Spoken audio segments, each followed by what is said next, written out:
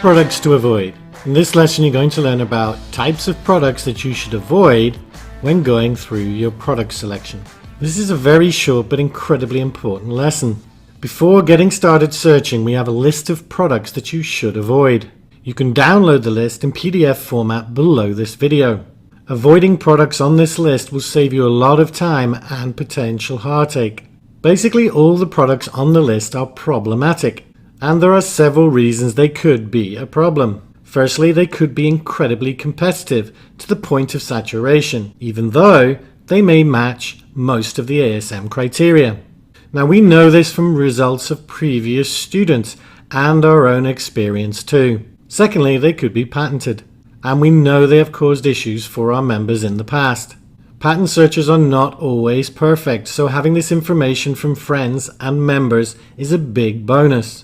These are the main two reasons, but there are others like hazmat issues, copyright, and special certificates like FDA approval. Now, in the PDF download, you will find a section for product types. It follows the section that actually gives specific products. These are general product types that you should avoid, especially for your first product. Products made of glass or other fragile substances can cause issues with returns, because while Amazon do a very good job of protecting the products that they send out, obviously with glass or other fragile substances it's more likely to get broken. Hazmat, products that are combustible or dangerous to ship, for instance. Basically, Amazon do not permit FBA shipments for these kinds of products. And it's basically about shipping products of this type to the customers. Lithium-ion batteries. Any product containing batteries of this type. This is all about shipping them, again, similar to hazmat. So avoid any products with lithium-ion batteries. Multiple variations.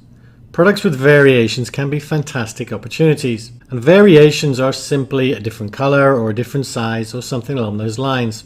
However, for a first product, we recommend you avoid them due to higher inventory costs and also identifying which variation can be the most profitable. Patented. Avoid any products with patents or patent pending. There is a lesson at the end of this module showing you how to run patent searches. Plugs into electrical sockets.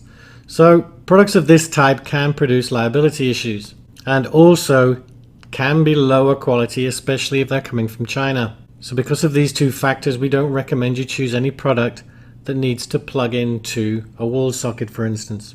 Textiles should be avoided for your first product. Now, if you do find a textile product, make sure you check any special conditions or import duties. And you'll actually find a post in the community just about textiles if you want to go and take a look at it. Now, these general product types can cause confusion as they are not all cut and dried the same as a specific product. If you do have any questions, please make sure you visit the community and check the existing posts. And as always, please feel free to ask any questions you might have. So, I just want to stress one more time that you avoid all products on this list, especially for your first product. If it helps, I would not choose any of these products, and I have been doing this business for 4 years.